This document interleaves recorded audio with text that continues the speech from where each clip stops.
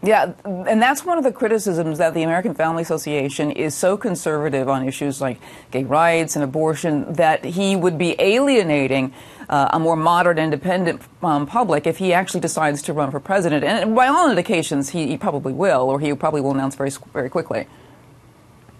Well, you know, some people say, well, this will alienate people. I mean, time will tell. I mean, there are still millions of Americans who would say, regarding things like the sanctity of human life and the sacredness of marriage and the things that made our country great, what our founders call self-evident truths, in other words, moral absolutes. There are a lot of people that say, look, it's not a narrow or conservative position. It's simply truth. It's reality.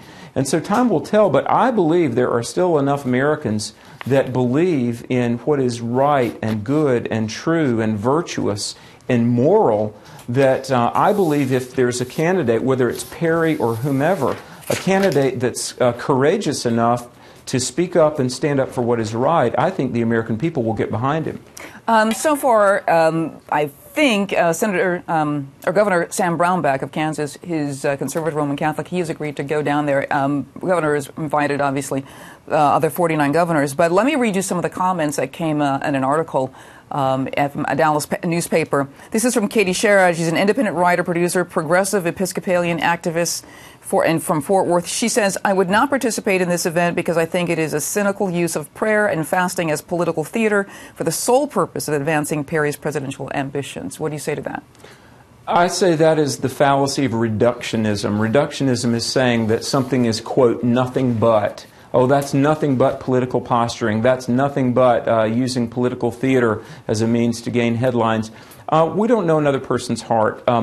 I think, look, with a nearly 10% unemployment rate, with house values plummeting, the economy is in the tubes, going down the tubes. I mean, we need to pray.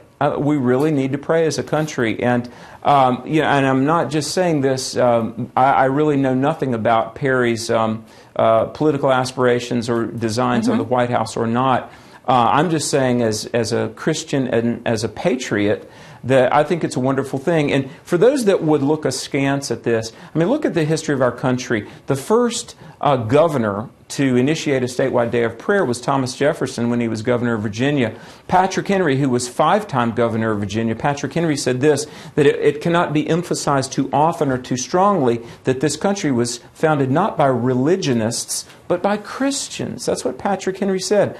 I think about March 1864, the U.S. House of Representatives in a document said that no purpose of action can be formed against this nation because they were talking about the strength, the unity of the country. We are a Christian nation founded on Christian principles.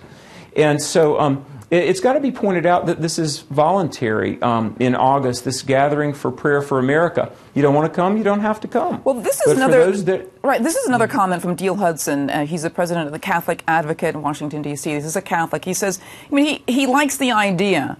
And this is something that should apply to all non-evangelicals. He says evangelicals often don't realize how they limit themselves by not taking into consideration Christian friends and allies who prefer different ways of expressing their fervent concern for the future of our nation. What do you say to that? Well, you know, I think that it's time that we do pull together. People that, yes, we believe in God. We believe in moral absolutes. We're constitutionalists. We don't want to see America reinvented to be a pluralistic nation, European-styled. We want to see America remain the great nation that it has been now for 2 centuries plus.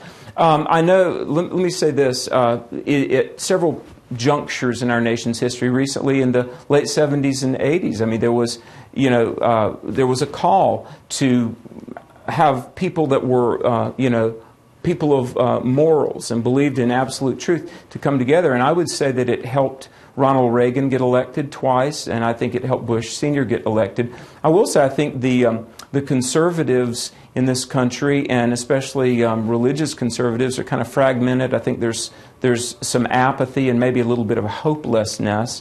And evangelical Christians, it's estimated that maybe only 1 out of 3 vote or are registered to vote.